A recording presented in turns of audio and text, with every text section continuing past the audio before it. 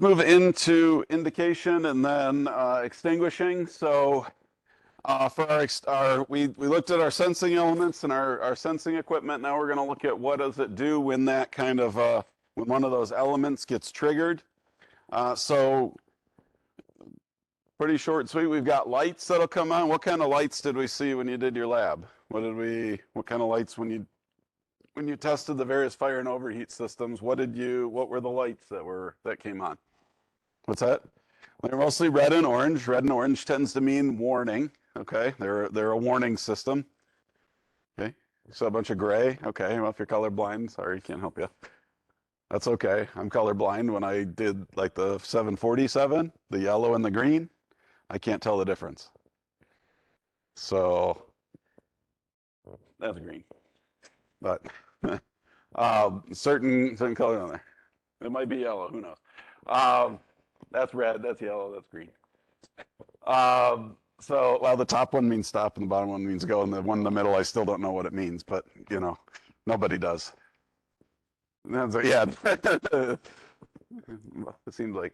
Anyways, lights. So, where were the lights located? What did you see? Where were they? Where did you see lights, and what did they do? So PIOS. So there was one like boom right at what's called the glare shield, right below the window, right above all the displays, right, or right above the instruments. Okay, that's right smack dab in the center of your field of view. That's kind of what's shown here. That's what this button is. That's called a master warning button. Okay, it doesn't tell you where the fire's at. Some cases it's any kind of warning. It tells you there's some kind of a warning, but it gets your attention right there. Okay, where else?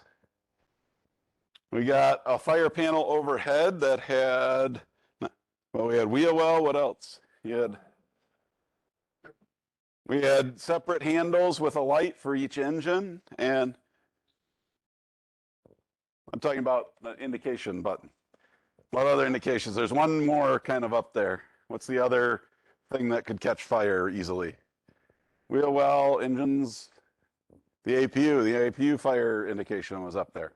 Okay, so those each had an individual one. So that, remember, we have to tell the crew that there's a fire, and then we have to tell the crew where that fire is taking place. So when you did the test, everything lit up. But in an actual fire scenario, say it was engine one, so it was the left-hand engine, only that left-hand engine, the number one engine fire handle, would be lit up, right? Or if it was the APU, only the APU fire button or fire handle would be lit up. So you get a warning in front of you that says, hey, there's something going on, fire. You look overhead at the fire panel, okay, APU bottle or APU fire light is on, or engine one fire light is on, right? Or maybe a cargo smoke light is on, okay? We had oral, we talked about that a little bit earlier. The Bell, newer airplanes, they're gonna tell you, APU fire, left engine fire, gear bay overheat, okay? Newer airplanes, they're going to have an ICAS or ECAM message that pops up in the messages area. And then the various pull handles, push switches. So the device you need to actually reach for, or pull, or push, or actuate, has a light on it, right? It's not just an indicator light, but it's the actual fire handle that lights up. So it's not like you say, oh, engine one fire. Now I got to figure out where's the engine one fire handle, right? No. It's the engine one fire handle that's lit up. Hand goes up to it, pull it, right? Okay. So pull handles, push switches, toggle switches, those are going to be, they're typically going to be in some way guarded and or dual action. Okay. The fire handles on the Boeing aircraft, and they still use these today, overhead panel, or now a lot of them are in the center right behind the throttle quadrant. They're a T handle. You reach up, you pull it. What happens when you pull it? Doesn't go, no fire bottles fire. It arms them, it arms the fire bottles.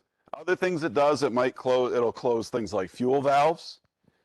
It'll close the hydraulic shutoff valve going to the engine.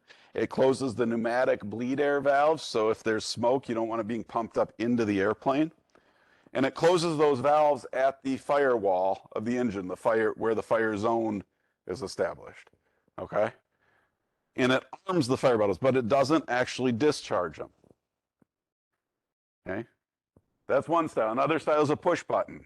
Some airplanes, there's two push buttons. There's the arm push button, and then there are actual activation buttons for the fire bottle. So the 727, you pull the handle, and then there are on that one there are fire bottle buttons. You have to push a button for fire bottle 1 or a button for fire bottle 2. The newer Boeings, you pull the handle, you twist it one direction, that activates one bottle. You twist it the other direction to activate the second bottle. Okay, push buttons, you push the arm button, you have to then push a second button to do it. And what happens where those have two buttons, when you push the arm button, that turns on the lights on the actual bottle fire button. Okay.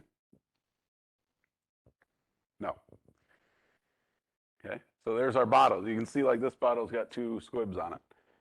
Now that's actually two squibs for different sides, not that you can use that same bottle twice, but.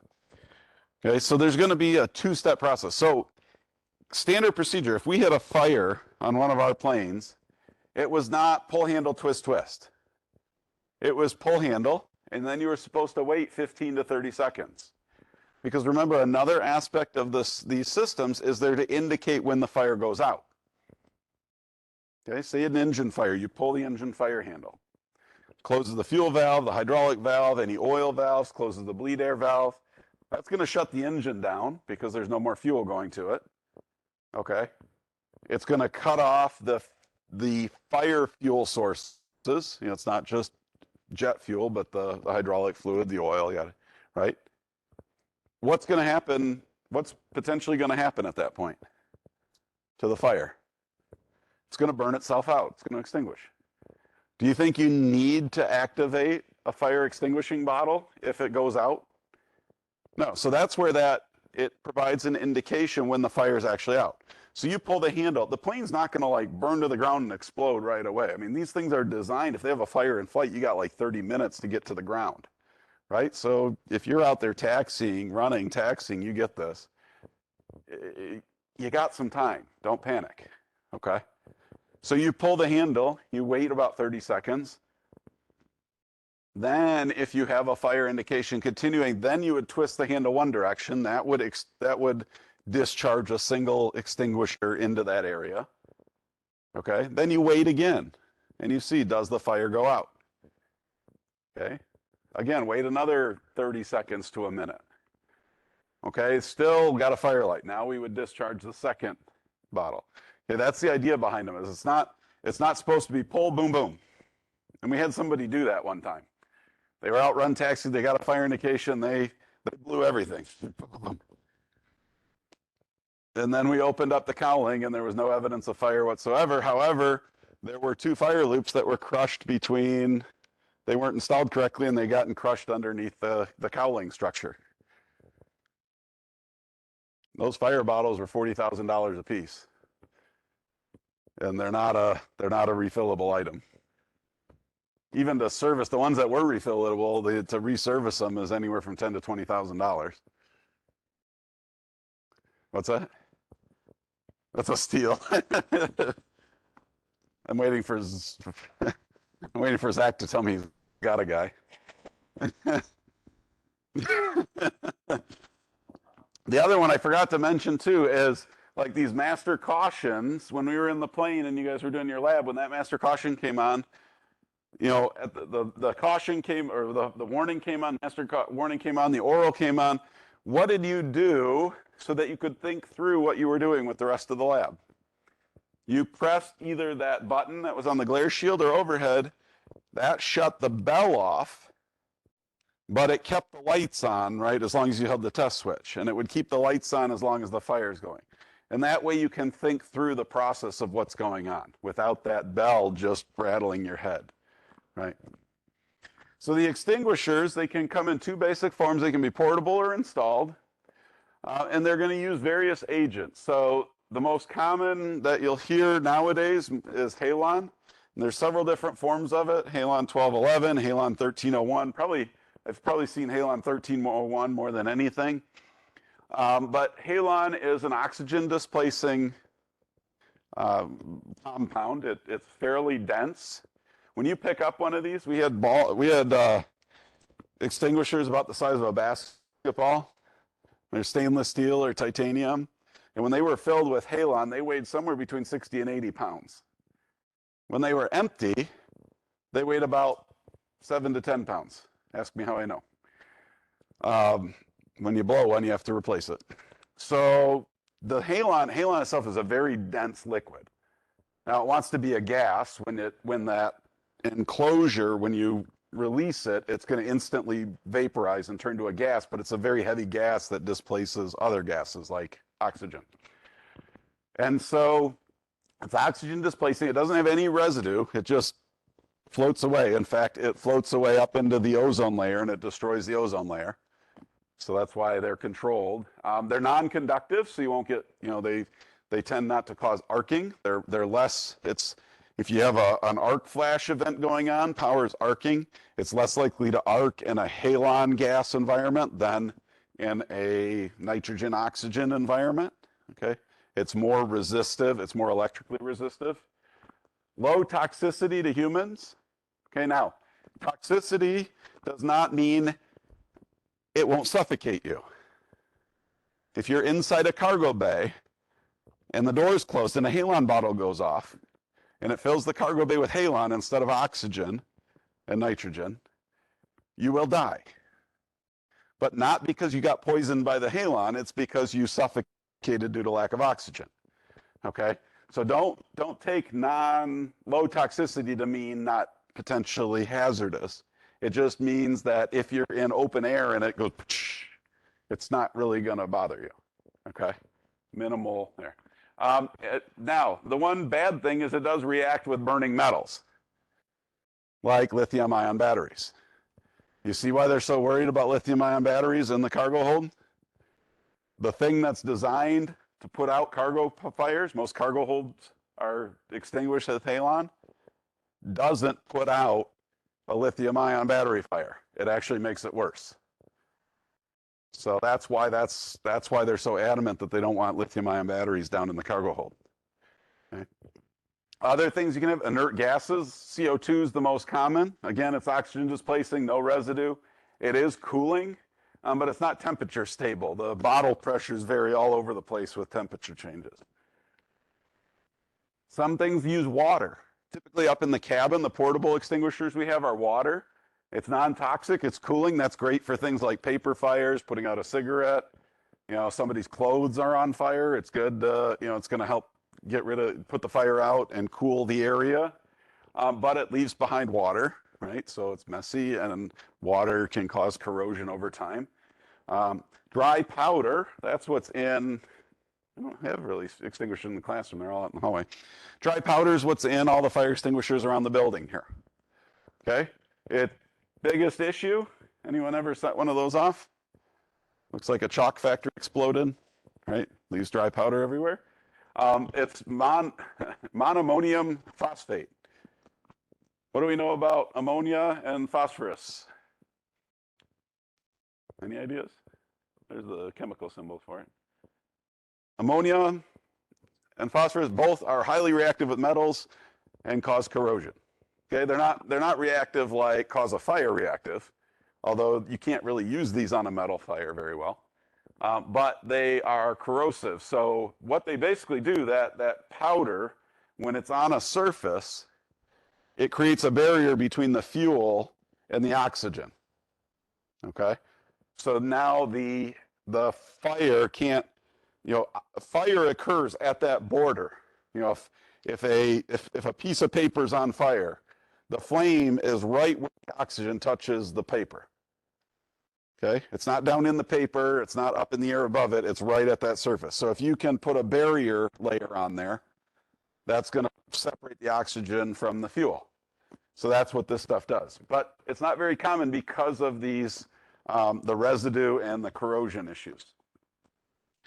So portable extinguishers, these are available to the cockpit and cabin crew, and they can be any one of these. Halon, CO2, They do have sometimes dry powder, not too often. Water. This is a water extinguisher here on the left. This is a halon extinguisher here on the right. Halon and dry powder look very similar. This one does say halon on it. You can see it's made by Kitty, right? Kitty makes all kinds of fire stuff. These are water. Almost all your water ones look like this. It's basically water. It's got some kind of a pressurizing gas in there, and you turn this little handle, and it opens a valve and shoots a jet of water out of it. That was what we had in our cabins, most common, were these here. Although these halon ones were available in case you had something where you couldn't use water. You don't want to put water on like a grease fire. You know, if there was an oil or that kind of thing, all this is going to do is spread it and make it bigger. Anyone seen the pictures of a kitchen fire, grease fire? It's pretty scary how quick the kitchen just goes up. There's different classes, so this is what I was talking about. So A is your ordinary combustibles, wood, paper, etc. Typically we use water on those in an airplane. Again, these are airplanes, not buildings. In buildings, what would typically an A-type fire extinguisher is going to be dry powder, but on airplanes we use water for that. Flammable liquids, grease, oil, etc. Okay, there we can't use the water. A building you can use dry powder, but in an airplane you tend to use halon. Okay, electrical fires, another one, you can't use water on it. Water is potentially conductive. If it's absolutely pure water, it's not conductive, but there's really good luck keeping that water pure. Once it hits stuff, it's going to pick up stuff in it, and yeah. And then the last part, flammable metals, typically dry powder, but it's not ammonium phosphate. It's and I can't remember what it is. It's a different type of dry powder. If you ever deal with a flammable metal fire, have fun with that. They are horrible. We had a dumpster with metal dust catch fire at the factory I was at. The fire department could not put it out. Huh? The Teslas catch on fire, yeah. Flammable metals are, it was our air filters, it was the dust collectors for our metal shop peening equipment. Someone threw them away, didn't put bags over them correctly, static, and they caught fire in our dumpster. And the fire department basically gave out. They just stood there and said, just don't let anyone near it. We're going to let it burn out. And they had the stuff to do it, to put it out, but they just were like, yeah, it doesn't work that well. So most of your dry powder that you see around here, you'll see as an ABC extinguisher. You'll see A, B, and C on it. But on the airplanes, the A and the A will be your water extinguisher. B, C will be your halon extinguishers, and they really don't carry a flammable metal extinguisher. There's really not too many flammable metal sources that end up on an airplane. If we have installed extinguishers, they're going to cover those areas that we can't get to easily where there's a high chance of fire. So engines, right? Turbine engine compartments, or piston engine compartments in some cases, but we're dealing with turbine engine aircraft. APU compartments, cargo and baggage compartments. Cargo and baggage because we can't get down into them during flight. We got to be able to fight the fire somehow without getting down there. And then lavatories because humans are humans and they do dumb things and they throw cigarette butts into the waste container. Containers, liquid halogenated extinguishing agent, halon agent. It's stored in here as a liquid. It becomes a gas as soon as the valve, as soon as it's released, okay? But it's normally in liquid form, and that's what I was talking about. One of these basketball-sized bottles probably weighs somewhere between 60 and 80 pounds when it's full of halon. If you have you're gonna have some kind of a pressurizing gas in addition to it, so typically nitrogen, and then also if you have liquid CO2, like what our 727 has, that will potentially have a certain amount of nitrogen in there to provide pressure as well. It puts a head pressure on it. These bottles are going to have a temperature and pressure sensitive safety relief. So they'll be designed to burst at the outlet if they exceed a certain pressure, basically if they get too hot, so that they don't explode, right? They have a controlled explosion, so to speak. And then they're typically made of stainless steel or titanium, very strong, fairly lightweight, in order to contain those pressures. They're usually either spherical or cylindrical with domed ends, okay? So, and that's because of that pressure, you know, they're a pressure vessel, they're holding a lot of force trying to push out. In order to discharge, they have what's called a frangible disc down here at the outlet. And it looks something like this. It's a metal disc and it's got score marks in it. And so the idea is that it breaks, it's strong enough to contain the gas, but it will break and pop out when activated, when disturbed. And the way we disturb it is using something called a squib. And this screws in to a fitting there. The end right here, it's an explosive squid. It's a little, essentially gunpowder charge. And when you put, there's an electrical cable, there's electrical connector hooked to this end with a couple wires. When you send an electric charge through there, it ignites the explosive material in here. It causes this little slug on the end to hit the center of that frangible disc, and it shatters that disc. And when it shatters that disc, it allows the halon or other element to escape. There's a strainer there, so we don't send all those metal bits down into things where they could block stuff. Goes through a screen and then out through our discharge head. So here's where the squib lives, kind of down in this end of this discharge head. It goes through the center. There's a hole usually in the strainer, and it punches that frangible disc and allows the halon to escape. Okay, so that's a normal discharge. That's a normal discharge item. On the outside of the aircraft, there are typically indicators. And there's oftentimes two of them. These are little plastic discs. This is just a little tube port. You can see this one's partially popped out here. And they can indicate different things. So red is a thermal discharge. That is, that bottle got too warm. And remember I said these have a temperature pressure safety valve. That safety valve popped open. And oftentimes it's a second one of these that bursts at a certain pressure. And the gas vented out through that. And when it vented out, it popped that little disc out with it. And that's how you know that the bottle potentially vented. And it tells you, hey, you got to go check and make sure the bottle actually has pressure. I have found these missing before. I've never found one missing because of thermal discharge. I found them where they've just fallen out. It happens sometimes. In that case, you check the gate, yep, bottle's still good. Or maybe you have to weigh the bottle. If it doesn't have a gauge on it, you can weigh the bottle. You take it out of the airplane, you weigh it. So yep, it still matches the weight that it was last time. That means it hasn't lost any gas. And then you take one of the little discs and pop it back in the holder. The yellow one here that's partially popped out, that's an activation discharge. So when our bottle is activated, when the halon comes out, goes through the discharge head, and then from here it goes to an engine or a cargo bay or the APU, there's always a little line connected to that goes to this as well, and a small amount of the gas comes here and pops the disc out and tells you that the bottle was activated like it should be. Okay. I did kind of run through the discharge process earlier, but here are those the handles Boeing uses now that are down. These are down low rather than up overhead. And this is what I was talking about, where you can, it shows all three on, but if you had an engine one fire, only the number one would light up. You pull it to activate it, and then you can turn it left or right for two discharges, the two discharges. Okay, bottle APUs typically only have one. Okay, they can be twisted either direction, but it usually only has one bottle. Engine two, left and right.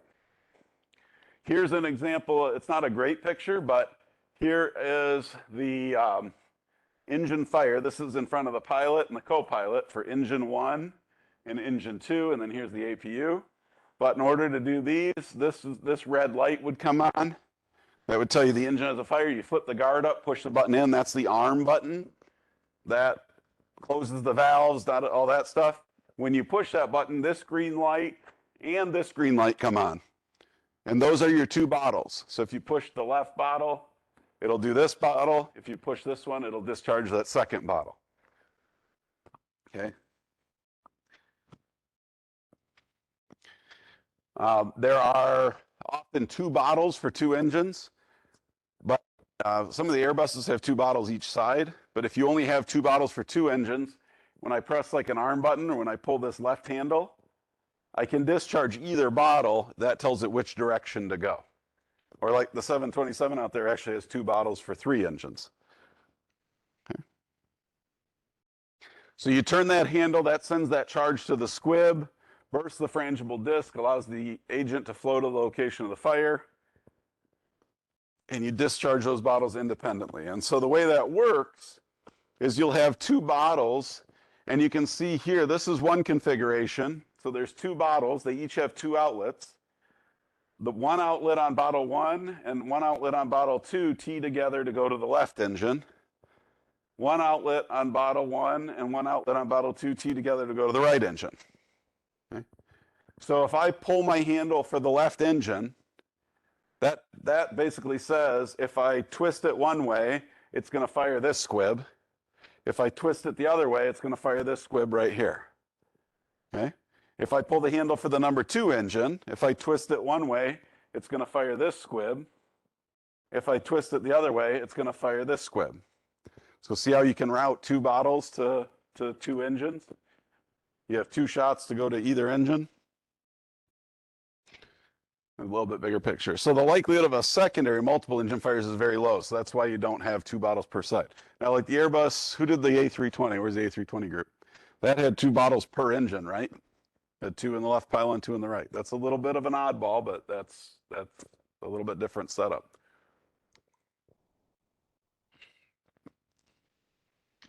Three engine setup, this is what the 727 has. There's those three overhead handles. When you pull an overhead handle, it arms the bottles. You can see each bottle. Remember when we did our test, we tested these. Well, we tested the gauges, but there was only one outlet on each bottle, right? They tee together, and then there are three valves off of a manifold. So if I pull the number 1 handle, it opens this left-hand valve. So then if I activate either bottle, it's going to go to the left engine. Okay? If you pull the number 2 handle, it opens the middle valve. Number 3 handle opens the right-hand valve. Okay? So that's another way of doing it. These are all wired, this or this, any of this stuff typically are wired off of the hot battery bus. So this is available even if you have a total electrical failure. As long as there's battery power, you can operate these systems. What that means is if you go get up in a plane that is shut off and you start messing with the fire controls, there is a potential you could discharge a bottle even if the plane is all shut off, because these are hooked to the hot buses. That's another reason we disconnect the battery in the 727 when we're not using it. So when they take, and then before you hook up the battery, remember you're supposed to go through and make sure all the handles are in and everything's good, right? That's why we do that. On top of the fact that it drains the battery if it sits too long with it hooked up. Cargo fire bottles are a similar animal, but they operate a little bit differently. So cargo fire bottles typically only have a single discharge action. Okay? They have a single discharge. It's shared between the cargo compartments.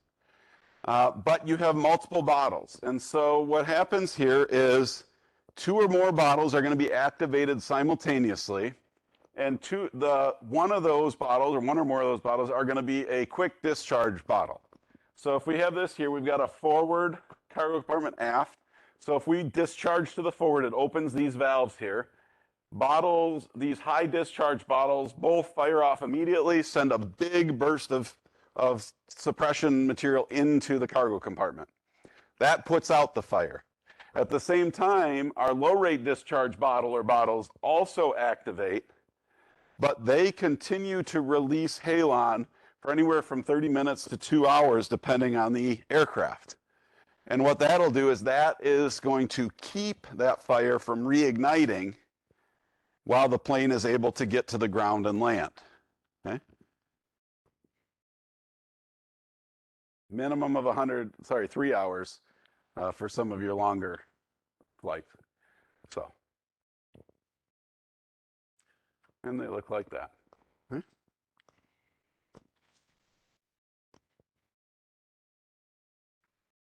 Like, yeah, okay. So, APU discharge bottles. These are a fast flow bottle. They dump and fill the APU compartment. They discharge into a enclosed fire zone. They can have 1 or 2 switches, but at the end of the day, there's only a single squib installed down here. It's activated both ways. So you can see this has got a little pressure gauge on it too. Works the same way. This is where the overpressure would hook up. Right, so there's an overpressure disc in there, and that goes to that little side discharge line. Lavatory bin fire bottle looks something like this. You can see there's no wires or anything going to them. All they have are these little nozzles, and the end of those nozzles essentially is solder. And so if you get a fire in the trash compartment, it will melt the solder. That will allow the stuff to flow out. And this is a halon base. This is a halogenated hydrocarbon base right here. So the heat melts them and they just go. We don't have any indication that it did, other than later on you can go check a temp indicator strip. And one of the groups talked about this as well during their presentation. So this is just a little sticker strip inside of here. If it had gotten hot, it's going to cause the little dots to change color or turn black. And that tells you how hot it got in there. So we would, on our service checks, and the cabin crew on their pre-flight would open the door, make sure that that little indicator strip didn't show that a fire had occurred. If a fire had occurred, more than likely, the bottle had discharged. That's fire in a nutshell.